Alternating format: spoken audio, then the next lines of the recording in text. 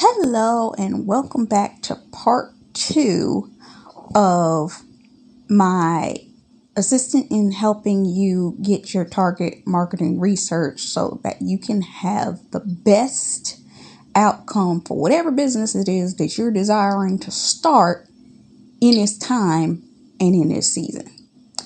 I decided to come back and do this because, let's just admit it, it's effective.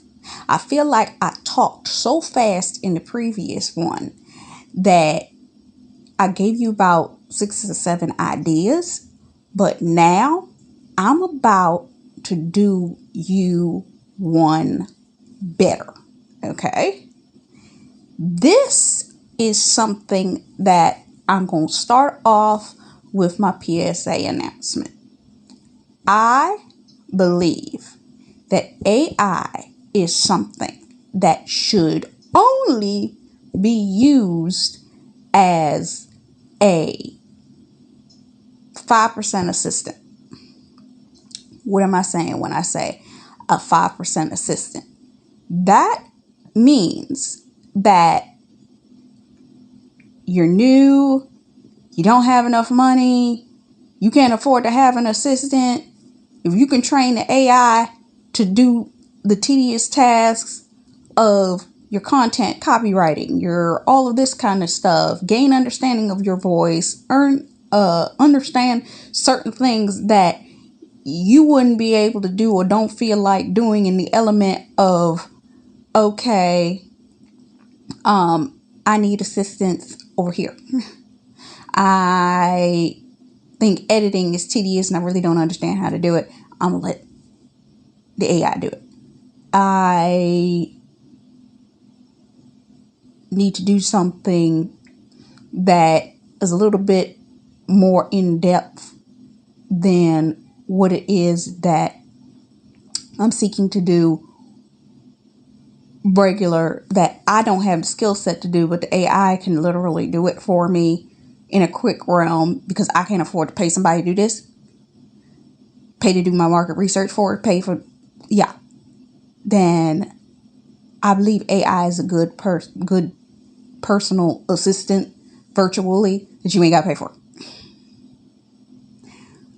But I will always, as a creative, and beat this over y'all head, AI is not something to rest all your laurels on because it's finicky, it's still a computer, and it can mess up too.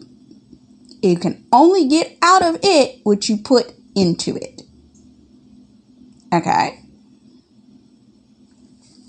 So with that being said, I am about to show you how to use OpenAI to help you take everything I suggested to you in the previous video and create a target audience for what it is that you are trying to go into business in relation to.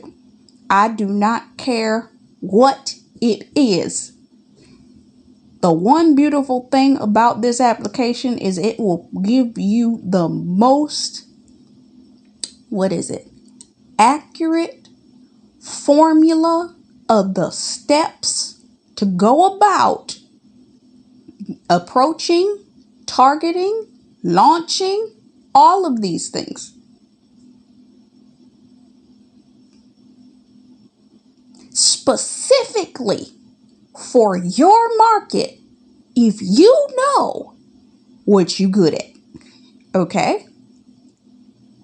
And the only reason I'm doing this is because I've never done this type of market research. I'm that person that I would sit in front of the computer and do all the market research myself. Some of y'all just lazy. I'm sorry to admit it, you are. If you can get a computer to do it, you can get a computer to do it. For y'all, this is for you. I'm that person that I will take a business plan template Pay close attention if you want to understand the business plan template formula, okay? Take a business plan. I actually have a business plan, one I've been using since I was in college. Anytime I get an idea, this is the business plan that I use. What is this business plan? It gives you a table of contents. It gives you your mission statement, your objectives. What is it that you want to do? So on. It gives you a full on rundown, step by step, for any business you want to build, right down to appendixes on financial forecast, cash flow forecast, product, all this. The one thing that I add, and pay attention to this, because this is how I used to do my market research before I figured this beautiful thing out. Okay? There is an application that you can go to. You can actually download this as an app, I believe, and you can also just go online and do this. It's an application called WikiHow. It's not the same as Wikipedia. It's WikiHow. WikiHow, you can go in, you can type in whatever the series of things that you are interested in developing. What was our core set? Homestead living, body butters, essential oils, home decor, interior design, bedding for rooms, living room, art prints, girls potluck, how to do Instagram shorts, how to make candles, art, ice cream businesses. Okay? You can type any of these things into WikiHow, and they're going to give you anywhere from 1 to 3 formats in which you can create a business. And if they don't give you the 1 to 3 formats, they'll give you, this is phase 1. Maybe you want to operate in homestead living, how to do your homestead living, then how to structure it for a business, meaning you would look up the business acumen to run a farm or run a homestead. Then you could look up, so you could do a search engine search for each one of these things. All right. You can take that. The way I used to do it is I would take all the points, highlight every point that they give you a list, they give you specific bullet points to follow under each subheading of what your step would be for the next. And I used to take that entire list, remove all photos, because they give you visual representations of artwork for each, so you would know what each step looked like. Okay? I would take those pictures out. I would go into the business plan document that I had, take each of the steps. It'd usually be anywhere 12, maybe even 20. And maybe I do this 2 or 3 times over, because remember, I just said you got to go by each phase. Sometimes they explain multiple ways that it can be done. You pick whichever one is best suits you. But I would literally write down what I would do as a note, meaning I would create a footnote that would be attached to the side panel of my Word document, that each one of these sections would be a header, and I would just go in between each and write out how I would do it for what I was trying to build. So I would already have a written formula from that WikiHow as to how I was supposed to do step by step each one of these things for me. How I wanted to approach it, how I would go about doing step by step under a subtitle under a subheader. And because I made it a footnote attached to the side panel of my document, I could easily go to any one of those tabs. And because I took the steps and dropped them into the footnote side, I could just read the footnote on the side of the document and then just type out my answer in the main part of the document. The subheader or the header for each section was going to be, like a tab for me to come back to. That would a lot for making it easier for me to get access to that footnote, because it would literally be a red line underneath that subheader title that linked to the direction of what steps to take. And then I would just fill in the blank in the middle. This is how I did my market research. I enjoyed doing market research like that. It was fun to me. Some of y'all, you don't like doing market research like that. Some of you have your own view and viewpoint of how you want to do stuff. So my way was a thorough way. But what I'm about to give you is going to be quick and quite simple as to how to do this. That once I figured this out, I took the same skill set I took from my business plan, because there's a section in the business plan that I actually inserted a table from a document that I had created when I was in college, specifically for this business plan, where you would do your demographics, geographics, so on and so forth, in the center of this business plan that I use. Now, because of this, you can take similar concept and drop it into OpenAI. When I tell you the answers that it's going to spit out for you for what it is that you're trying to create, it will. You ask this computer the right questions, it'll tell you exactly how to do it. The only thing it won't do is do it for you. But if you follow the instructions, you can ask it. I ain't got no money to start this business. God, OpenAI, how I do that? It will tell you. It'll tell you.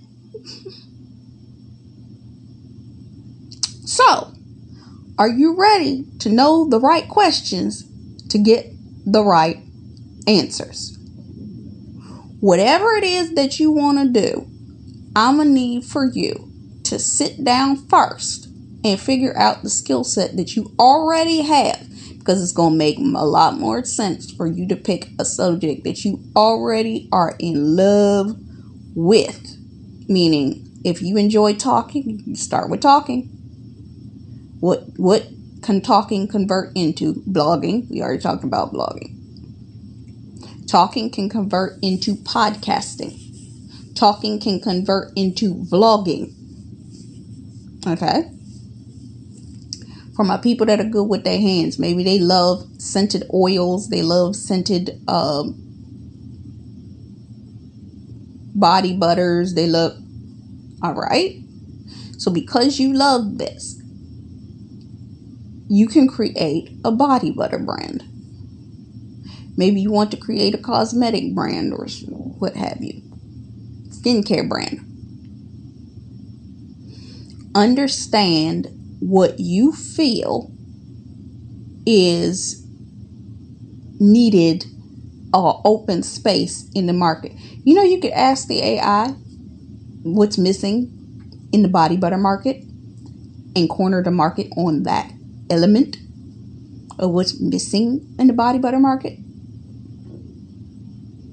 Understand what you want to create. Maybe you want to do organic body butters that you don't want to use chemical scents that could cause irritation, yeast infections, all these kind of stuff because of what's in the chemical. Maybe you want to use natural essential oils, these, that, and the other. All right, figuring that out. Understanding the pain point and what's missing in the market. What you could also do is observe some of these top rate celebrities that came out with products and look at where they're missing it in their brand for whatever it is that you're looking to go into. That's market research.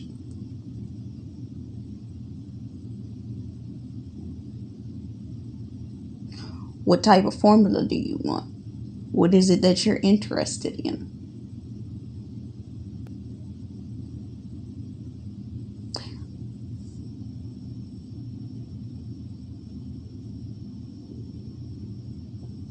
So you got home decor.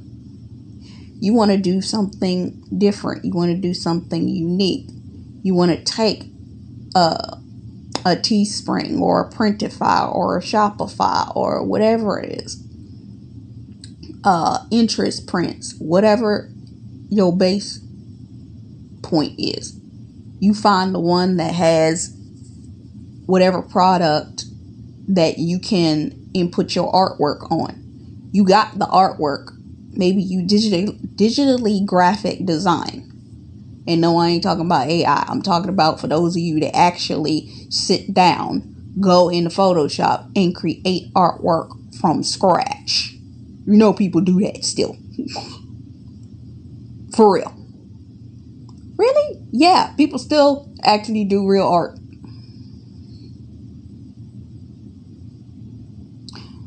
I'm an artist at heart myself. I'm talking about when I was 16 and 17, I could take a mouse, and to this day, I can still do this if I feel like it. If I open up a paint shop and I take my mouse, I can draw an actual croquis into the art format of the paint document and create clothing on top of it.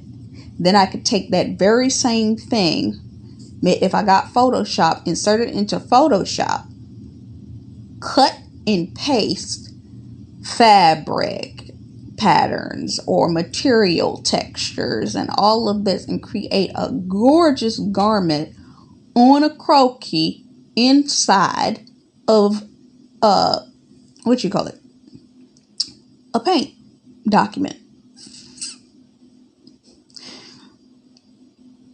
I'm not one that is a bragger. I'm not one that does this. I actually used to always wonder why people used to get so angry and jealous of me when I used to do this. I had sketches that I used to create, and when I was in fashion school, because that's what I actually went to school for, I would even peep my professors sitting up there taking notes off my sketches. I lie to you not.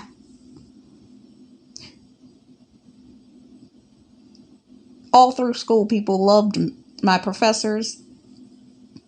In college, art. My elementary school teacher. My mother worked with my elementary school teacher in relation to art. I got on the wall about 3-4 times in elementary school for art.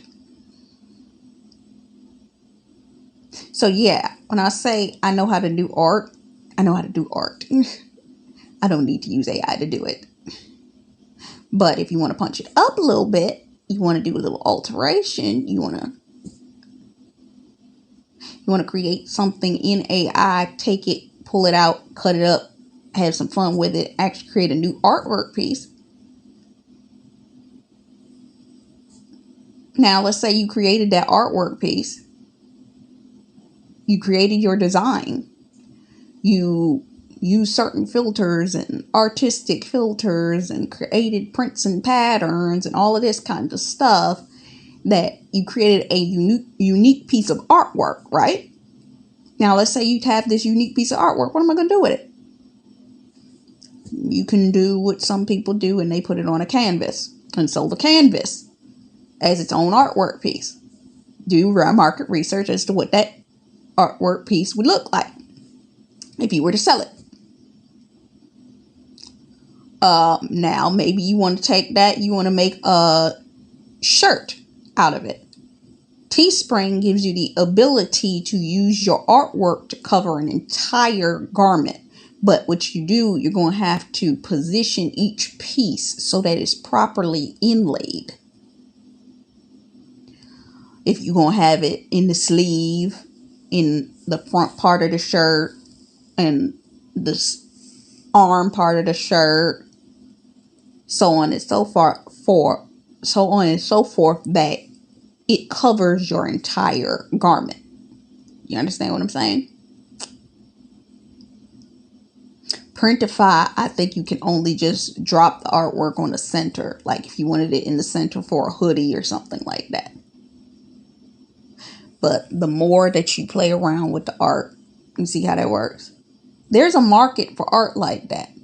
What you have to do is do the market research on what types of quotes sell the most. I see a lot of people go on to,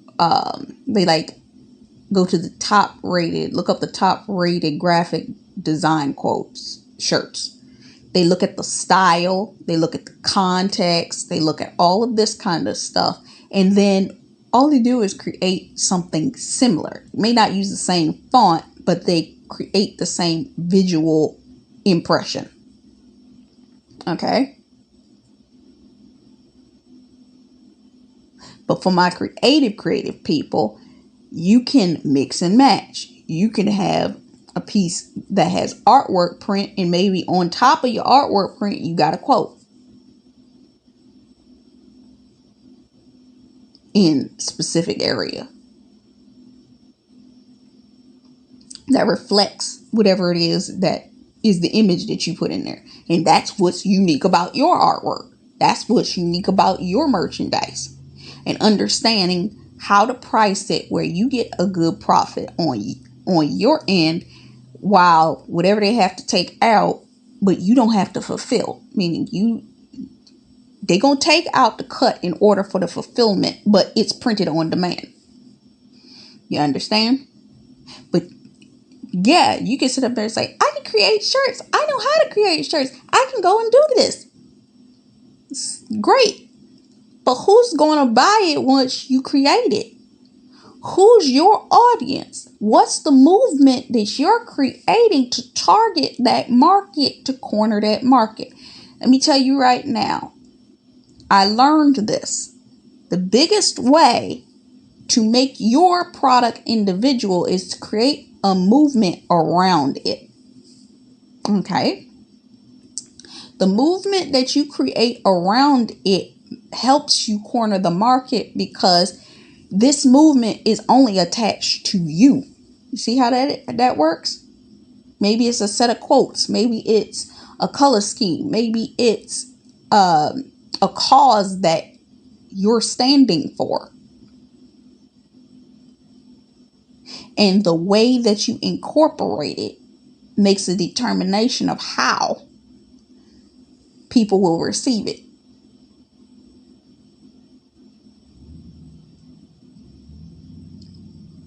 And that's the movement that you build your product on. But the target is people that want that particular type of movement. Okay? So you can use that to create all your beddings, all your artwork, all your prints, even to create cool looking journals and all of that kind of stuff. You see how that works? So now that you've done that,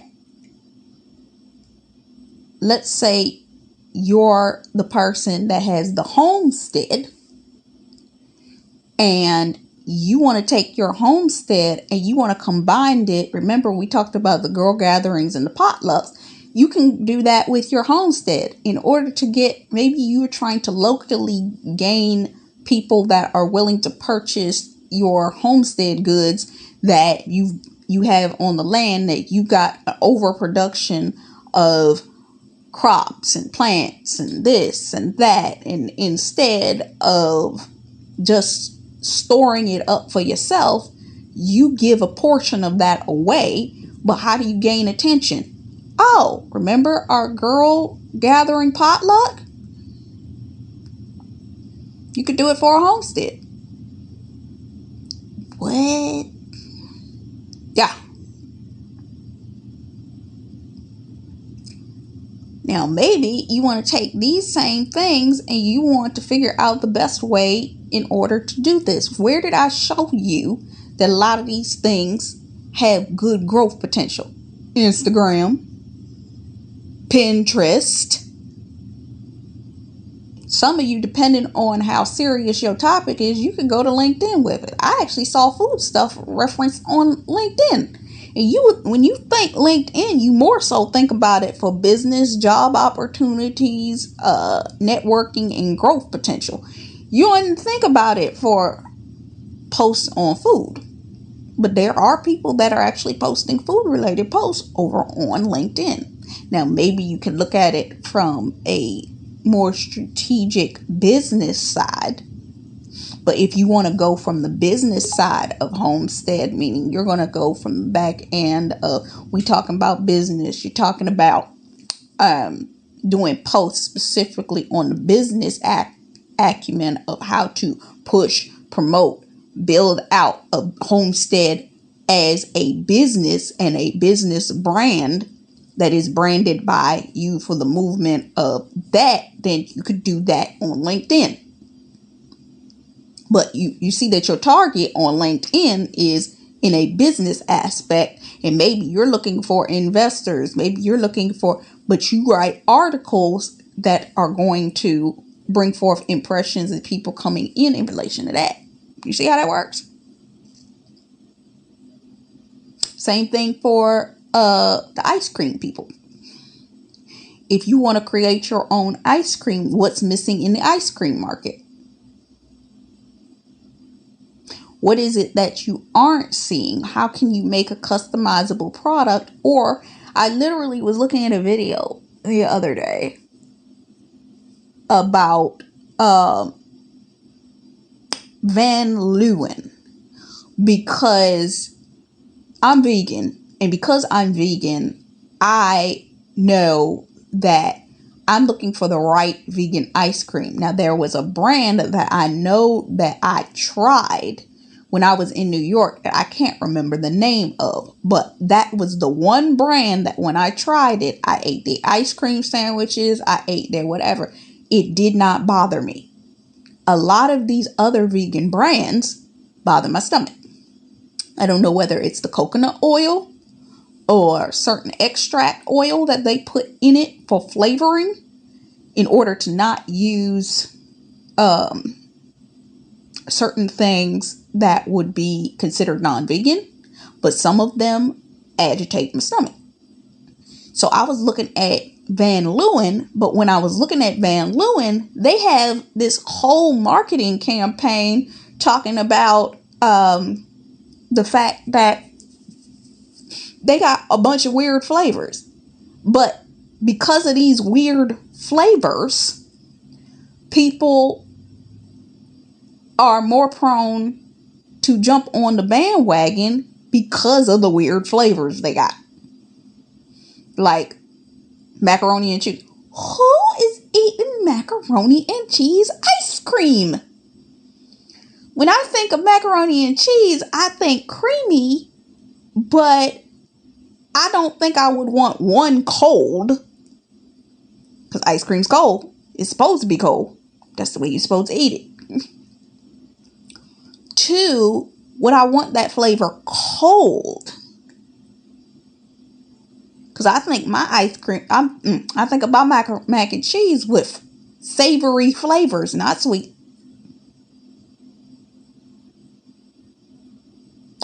onion, garlic. You see how that works?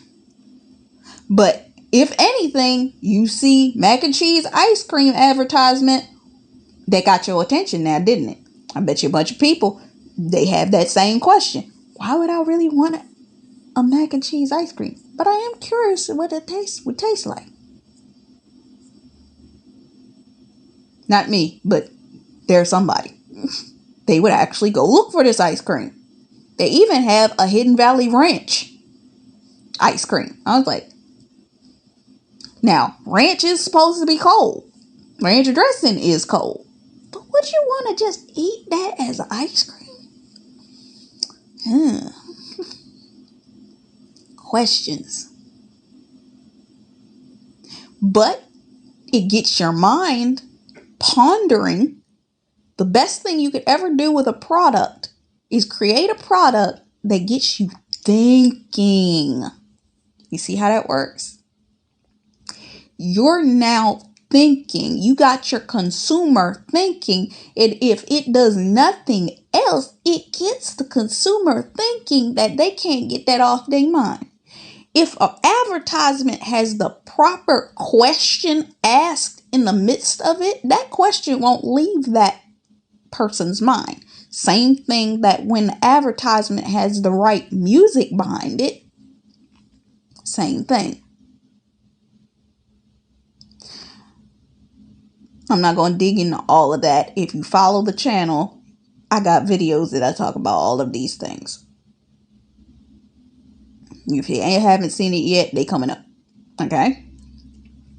But you see what my point is, right? How are you providing for an audiences that you have needs? You see what I'm saying? How can you make the series of things profitable?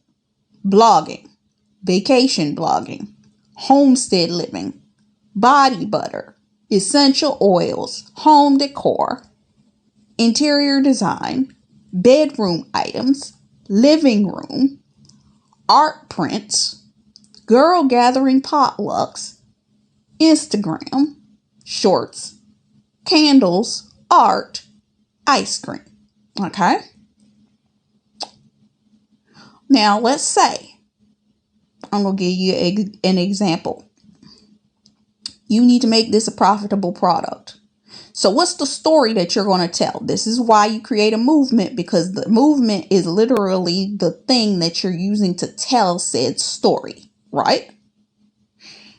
Let's look at the woman who created the brand on TikTok that went viral for her Who Did I Marry series. Some of y'all are interested in relationships. Some of you are interested in counseling. Some of y'all interested in female empowerment for women in relationships.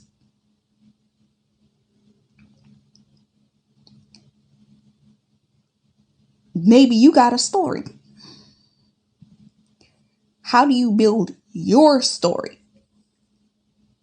This woman created a 50-part series on TikTok that went viral because of the multi-layers of her story that she told. Why do I bring this up? Because it's a lesson in this. When you create a brand, you ever heard people say that when you create a brand, your logo needs not change, but so much over time? Same thing when you create a brand, the story that you're telling. Imagine, I need you to follow this. This is how you would use the principle that woman did. Let's say you want your brand to last for 50 years. You need to tell in this first year with your advertising, with your targeting and with the experience that you are creating for your customer. Something in that first year that's a continual story that's going to make them want to continue to purchase your product in the second year. Maybe it's your advertising campaign. Look at any of the most top rated advertising campaigns. You've got Mr. Clean, you've got Pillsbury, whatever it is. But even if you look at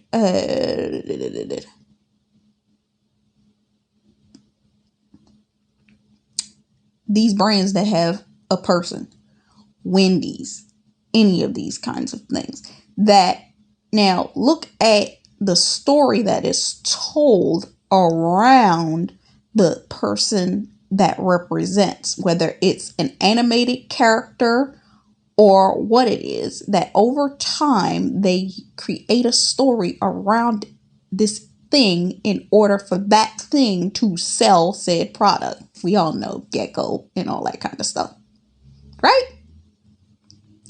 So, with that being said, you're going to create over the next 50 years. This year, you do an intro to this character. That's going to be your 30-minute advertisement.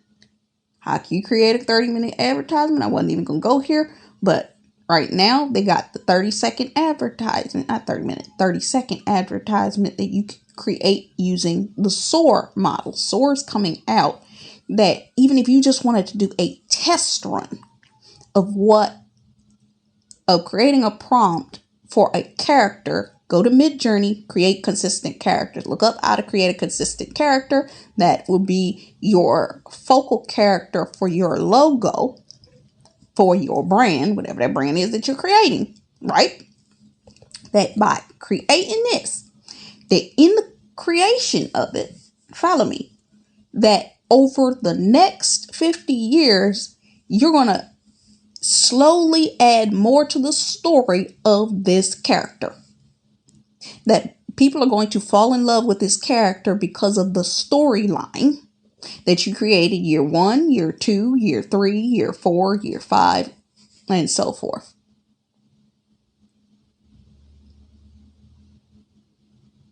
You see how that works? So, and that character is what is infusing your movement, the story, and your product in one thing. Next, the product is always going to solve your problem or your audience member's problem. Whatever type of product that you're selling, we already went through the list. You want me to say it again? Why did you choose either of these products? Because is it something that you had a personal experience with? Meaning maybe the artwork you have firsthand knowledge on it. Secondhand, you can create merchandise off of it. Third hand, you see the problem and the need that's necessary and how that piece of artwork can make an impact or be part of a movement. What is the consumer's desire? For a homestead person, they want to have a lifestyle that provides them the freedom to live off of their land. How they can use every part of their land to make money off of. What is the current struggle of living off the land? You can look at it from two different directions. The person that is looking into living off of the land, and then from the person that is living on the land and the struggles that they have doing so. And if you're a blogger, you can blog about that. If you're a video person, you can vlog about that. show behind the scenes, so on and so forth, especially if that's the type of lifestyle you live. It always helps to be living the lifestyle, pursuing the lifestyle, or walking in the lifestyle, or it being part of what it is that you do naturally. That's what's going to, one, make it authentic to its marketing, because they can feel your connection to it. They can feel your passion with it. And then they can see it in what it is that you do.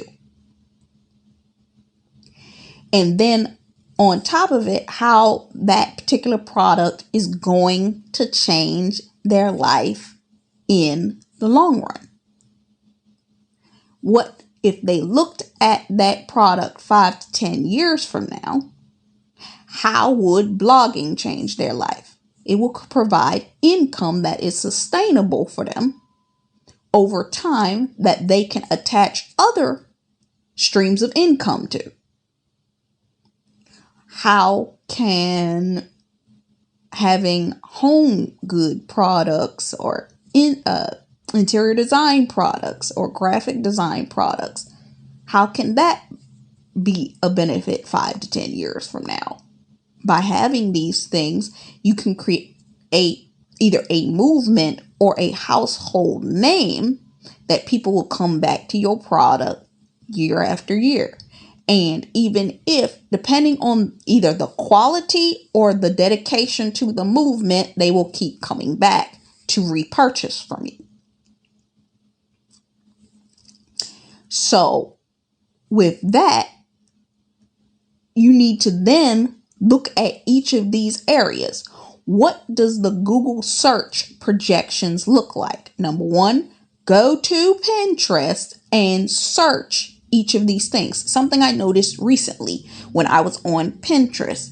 If you notice the last video that I did, there's a little box that appears at the top of your Pinterest that gives you charting. That, I believe, is part of Google Trends. Pinterest trend. You can go directly on Google and Google Pinterest trend document for 2024 and download the Pinterest trend document for that year.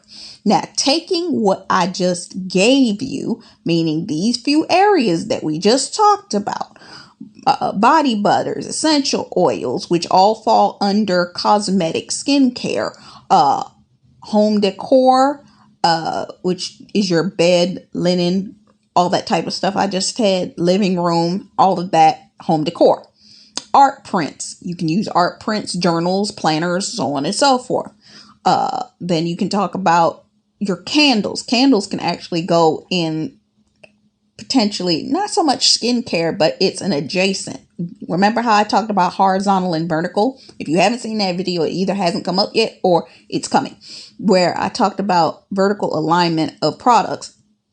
A candle can go with your body butters, because 9 times out of 10, if you're using candles, sometimes you can use that for the intimacy of taking a bath. Then after you get out your bath, what are you going to do? You're going to put your body butter on your body and take care of your body. Self-care, spa day, so on and so forth. Then, of course, ice cream business. What makes ice cream, or what's missing in the market, or what's nostalgic about the market? You know, there's a guy that just created a completely new sour candy business, and they are worth like multi-millions. I don't know whether they've cornered the market to $1 billion yet, but it's sour candy that we thought that only kids wanted. I thought Sour Patch Kids had done enough. So it's not to say that the ice cream market isn't missing something. What's missing? And you're going to look at the projections on Pinterest for the predictions of what that looks like, for the predictions of the upward trends for this year. Now we're going to talk about the very simple part, because I went through all of that to get you ready to sit down and determine your target market. You ready? Are you ready to just go on ahead here? So, what are you about to do? You're going to literally take each one of these things and create a summary bullet point for each. That is going to be the equivalent of 3 to 4 paragraphs that is going to answer those questions. See how that works?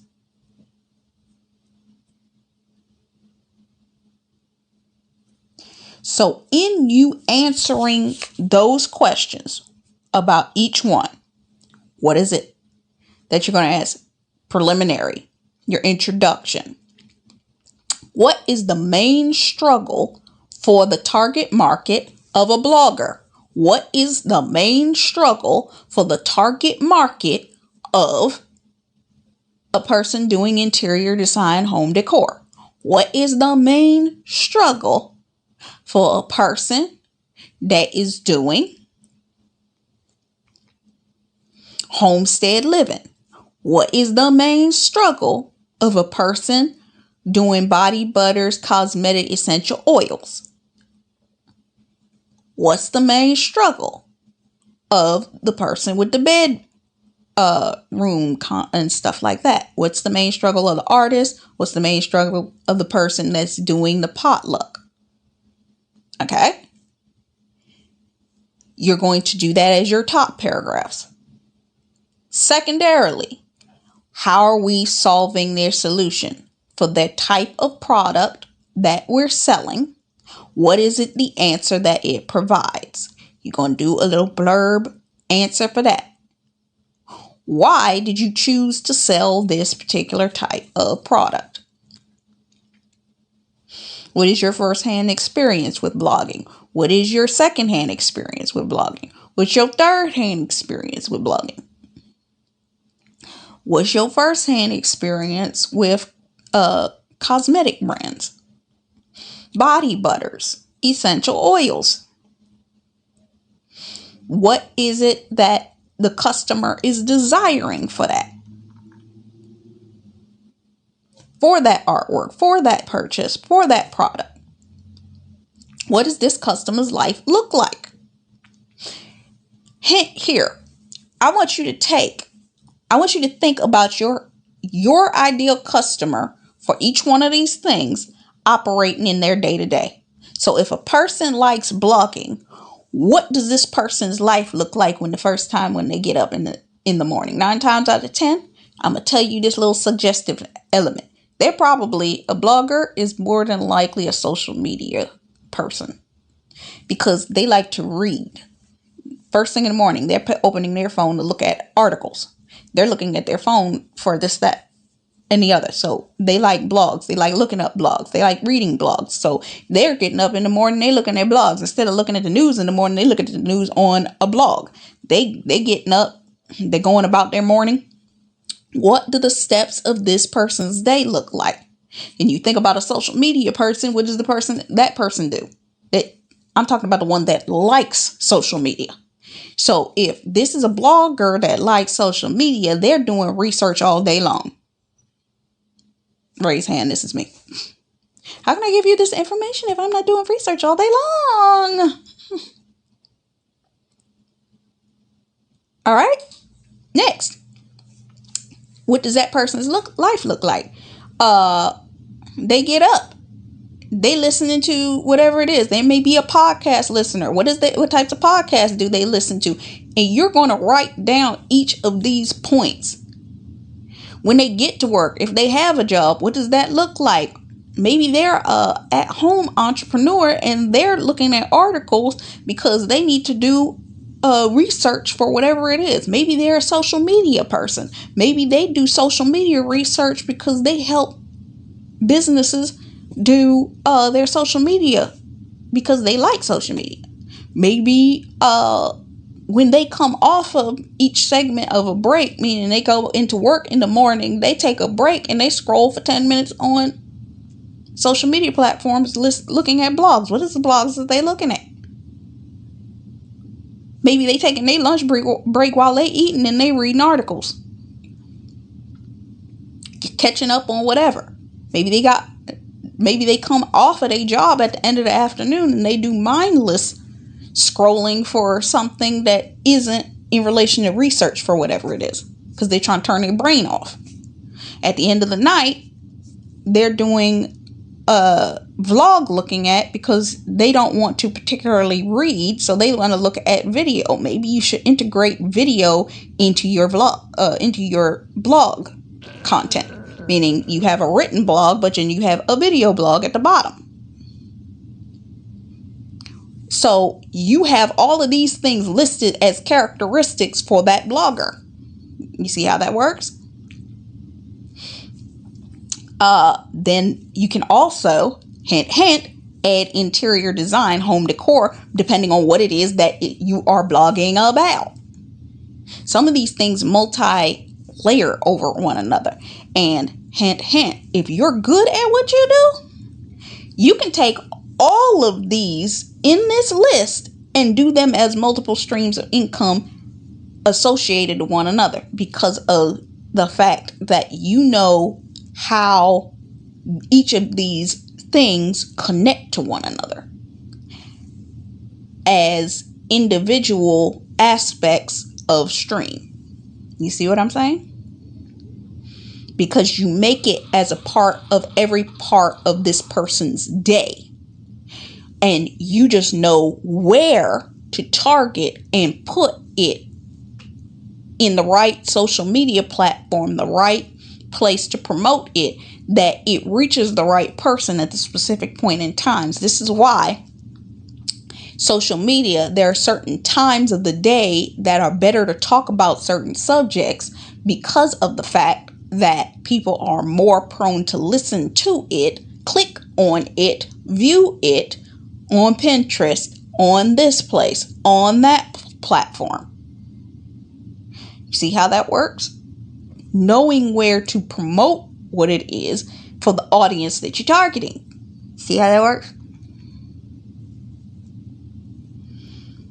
So with all of this, now what you want to ask ChatGPT, after you've done this formula, and guess what?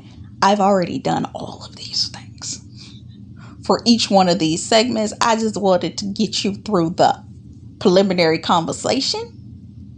We're about to do the drop-ins in a minute.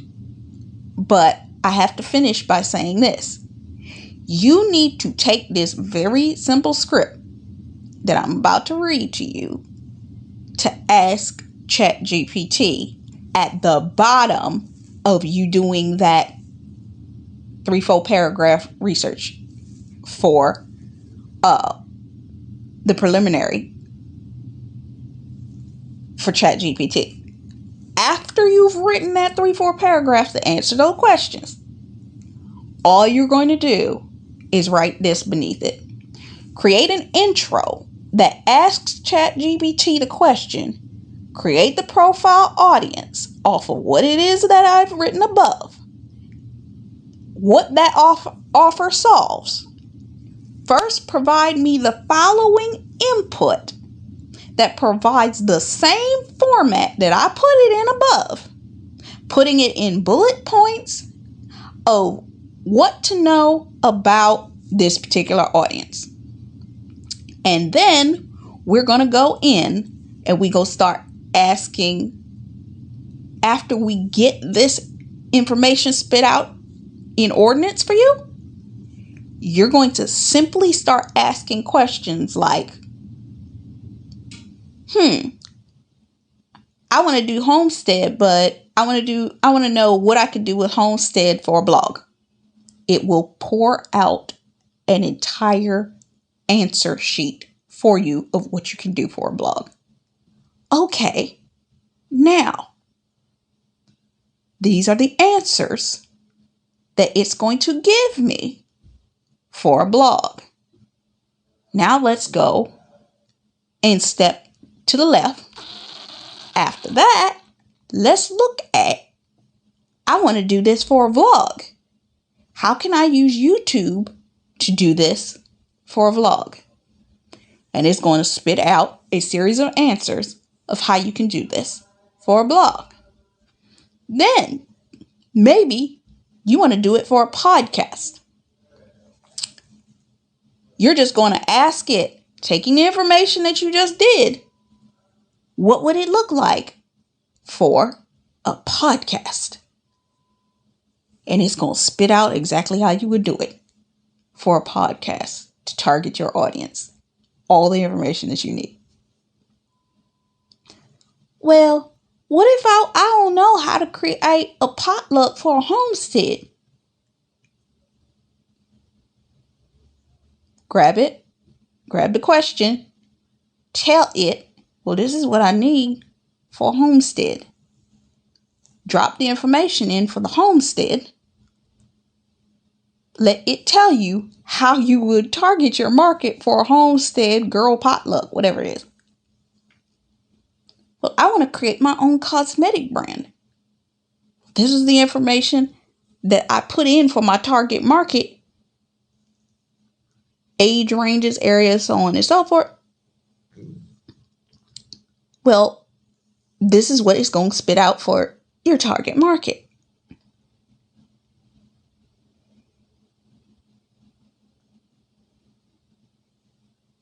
And it does it in a matter of minutes. It will give you that answer in 30 seconds. You just got to copy and paste it for your market. Meaning, maybe you have a movement that you want to create specifically around these particular titles. You incorporate that in your target market, and then the type of person, the description of the characteristics of this person's life, add those characteristics in there of what you figure that this person is going to do on a day-to-day basis, activity-wise. Once you've done all that, it's going to spit out the answer that you need. It is so simple. And then once you've done all of that, it's just going to give you an answer in 30 seconds as to how you can do it. Pick which area you want to determine. But I don't have the money to be able to. Oh, great. I'm going to need for you to write this question. I have $0 to produce this product and to target this market. Can you tell me, for the information above, how exactly I would do this starting with $0? Guess what? It's going to tell you how to do it with $0 to get your brand wherever you're trying to get it into. What, you serious? That's all that I opened this document up for to show you. So I hope this helped you, because if you can't figure it out from this point, I don't know what else to tell you. If you can't get started from here and run, I do not know what else to tell you. If you just take what I've given you in these 2 videos, nothing else, and you do the research for yourself, bonus I'm going to give you. Go look at Google Trends for each one of these sections. Okay? And figure out what the Google trend is. Now, I already told you Pinterest trends is good too. So you can do that. But with the information that I've given you, and you do the research for your particular thing, you will be able to create a customer's experience from end to end that will meet exactly what it is that you want to create. And then you can create a launch capability that gives your audience the ability to gain access to this product, to set up the hype 1 month, 1 week, or within days of your launch. How you do that? Podcasts. Maybe you create your own podcast. Maybe you got your own YouTube channel. Maybe you got your own what have you. But whatever it is that you have, we just talked about blogging. We just talked about how you could do it with blogging, so on and so forth. You can talk about these things. You can use Pinterest. All of these things would be social media places that you can do. And if you use the right SEO keywords and hashtags, you can create an audience that is drawn to what it is you're talking about. And with them being drawn to what you're talking about, by the time you're ready to launch whatever the product is, that's why I told you about the blogging and all of these things that can be done in alignment with said product to get people's interest in it. Now you're aligned, and the people will want it from there because you created enough hype ahead of time that when you're ready to launch said product, people are ready to buy it. Because you positioned it in the right place. So I hope this blessed you. And I hope this is enough information that is able to give you enough to get started. I can't do everything for you, but I think this is enough that you can run on your own from here. So I hope this blessed you. Until next time,